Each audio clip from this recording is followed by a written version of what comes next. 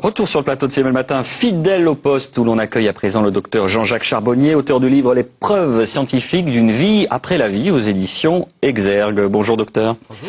Vous êtes anesthésiste réanimateur. Ce livre est en quelque sorte un condensé à la fois de vos expériences professionnelles et de vos recherches personnelles. Alors initialement, première question, pourquoi ce livre? Pourquoi avoir besoin de preuves justement pour étayer vos théories? Pourquoi ce livre? Parce qu'il n'existait pas. Voilà. Ça, c'est une bonne réponse déjà. Les preuves scientifiques sont là. On a maintenant des preuves scientifiques médicales. La médecine est une science.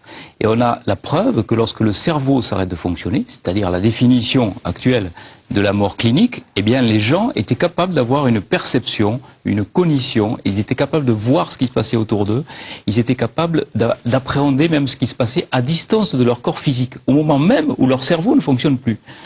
Donc, à moins d'être complètement bouché, eh bien, on a là la preuve que l'après-vie existe, qu'il existe une forme de vie et de conscience après la mort. Donc, c'est tout à fait révolutionnaire. C'est quelque chose qui va bouleverser tout, si vous voulez, mais on n'arrive pas à communiquer là-dessus parce que c'est tellement bouleversant pour tout le monde que j'ai beaucoup de mal à communiquer, en particulier dans des émissions en direct. Parce que je fais relativement beaucoup de télé, j'ai fait TF1, France. Vous le dites dans votre livre, vous êtes obligé de faire des phrases courtes. Non, je vous coupe pas, mais c'est pour dire justement, pour éviter qu'au montage, vos propos ne soient... Oui, parce que ça dérange, si vous voulez, ça dérange nos sociétés occidentales qui sont basées essentiellement sur le matériel.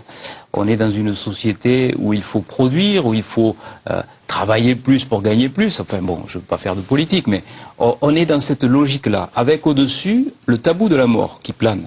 Et ce tabou de la mort, on en a besoin dans une société qui fonctionne comme ça parce qu'il n'y a pas cette dimension spirituelle, si vous voulez, qui éloigne tout ça. Donc on est dans une société de peur, on est dans une société où on ne peut pas parler de ces choses-là, du spirituel, parce que c'est contre nature, c'est contre la nature même du monde occidental. C'est pour ça que j'ai voulu écrire ce livre. Il y a beaucoup de témoignages dans ce livre. Il y a mon ami Jean Morzel qui a écrit lui aussi un livre qui s'appelle Tout commence après, publié aux éditions CLC, qui lui donc a vécu une expérience pendant une période de coma, pendant une anesthésie en particulier. Il est sorti de son corps, il a pu traverser les murs, il a pu décrire une plaque qui était située sous la table d'opération, et tout ceci a pu être vérifié. Donc ça veut bien dire qu'à un moment donné on est capable de sortir de son corps. Ça semble ahurissant, c'est un petit peu farfelu de raconter ça actuellement. Mais pourtant les preuves sont là, et ce sont des preuves scientifiques, ce sont des preuves médicales. Les gens, donc, avec une activité cérébrale nulle, sont capables d'avoir une perception. Et ça, bon, c'est... La question qu'on peut se poser, donc c'est ce qu'on appelle une expérience de mort imminente, la Near Death Experience en anglais, c'est cela? Oui. La question qu'on peut se poser, c'est, dans les témoignages, ils sont relativement concordants. Alors, est-ce que c'est parce qu'il y a ce socle commun de culture qui dit, même si on a perdu de la spiritualité, on baigne quand même en France dans la culture judéo-chrétienne, donc ce qu'on appelle ce tunnel, cette lumière blanche, tout ça, on peut l'expliquer aussi par ce socle commun. Je me fais l'avocat des rationalistes, justement. Oui, mais vous avez tout à fait raison. Il y a un tas d'invariants. On a tout un système d'éléments récurrents. Dans les témoignages qui ne changent pas, des choses qui ne changent pas. Mais imprégné d'une certaine culture quand même. C'est un petit peu comme si vous preniez un russe, un anglais, un français, un esquimau, et puis que vous l'envoyez en Espagne. Bon, ils vont avoir un discours différent, mais on verra bien au bout du compte qu'ils sont allés en Espagne. Bon, mais là c'est un petit peu la même chose. Ils sont allés de l'autre côté, parce qu'on ne peut plus dire maintenant qu'on ne sait plus ce qui se passe après la vie, au moment de la mort, puisque ces gens sont véritablement morts quand même. Ils ont été en état de mort clinique, avec un cerveau qui ne fonctionnait plus. C'est la scientifique qui parle, c'est la définition. Oui. La mort, c'est quoi la définition scientifique? C'est une définition qui varie en fonction des limites de nos possibilités de réanimation. C'est-à-dire qu'il y a 20 ans, qu'on n'avait pas les mêmes limites. C'était l'arrêt cardiaque, enfin voilà. Peut-être pas il y a 20 ans, parce qu'on arrivait à réanimer. 40 ans, mettons, voilà. Maintenant c'est, il faut que le cerveau s'arrête de fonctionner pendant tant de minutes, je dis n'importe quoi. Oui, c'est ça, vous avez raison. Il faut...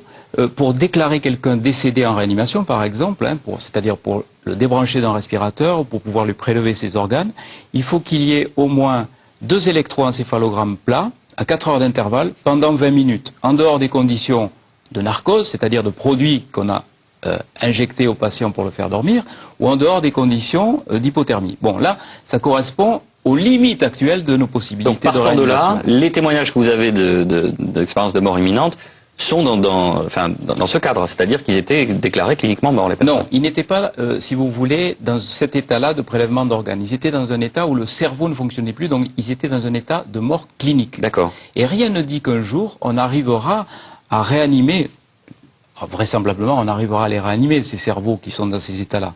Un jour, dans 10 ans... Mais on n'a pas d'explication du fait que le cerveau est censé être arrêté, et pourtant ils ont cette expérience-là, il a décrit vos retours. Ça, parce que si vous voulez, les matérialistes, ils disent quoi? Ils essayent de trouver toutes les clés au niveau de la matière cérébrale. Hein. Ils disent que le cerveau est l'explication de la conscience. Vous dites, faites le petit pas de côté, le pas spirituel. Non, moi je dis, le cerveau ne fonctionnant plus, on est capable d'avoir une conscience, et ô combien plus performante, puisque les gens disent pouvoir voir à 360 degrés, se déplacer dans l'espace, aller voir ce qui se passe dans une pièce à côté. Et tout ça, si vous voulez, c'est scientifique parce que ça a été édité par des revues à comité de lecture comme The Lancet ou comme Nature. Oui, qui sont les revues les plus prestigieuses. C'est les revues les plus prestigieuses, c'est pas des revues ésotériques, mais avec ces résultats-là, on est incapable de franchir le pas pour dire aux gens, oui, il existe bien une forme de conscience lorsque le cerveau s'arrête, lorsque nous sommes en état de mort clinique. Et c'est quand même surprenant qu'on n'arrive pas à passer ce message-là. Pourquoi? Dans les cas que vous évoquez, la mort clinique, elle a eu quelle durée? Ça a duré combien de temps? Pendant combien de temps est-ce que le patient a été dans cet état? Il y a des états comateux qui ont duré des mois. Et vous avez des gens qui ont eu des expériences. Il y a eu le cas, par exemple, de cette femme qui a été opérée du cerveau. On a interrompu sa circulation cérébrale. On l'a opéré d'un anévrisme cérébral. On a fait baisser sa température corporelle très très bas. Son cerveau à 15,5 degrés. Ouais.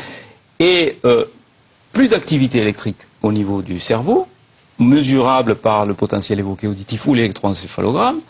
Plus aucune activité, plus aucune façon d'avoir une conscience, et pourtant, à son réveil, cette patiente décrit toute l'intervention, les instruments qui ont été utilisés, que les chirurgiens ont mis dans son cerveau, la conversation qui a eu lieu entre le chirurgien et le cardiologue qui avait voulu assister à l'intervention. Alors, elle a entendu avec autre chose que ses oreilles, elle a vu avec autre chose que ses yeux, elle a eu une conscience avec autre chose que son cerveau. C'est peut-être ça la démarche la plus difficile à accepter.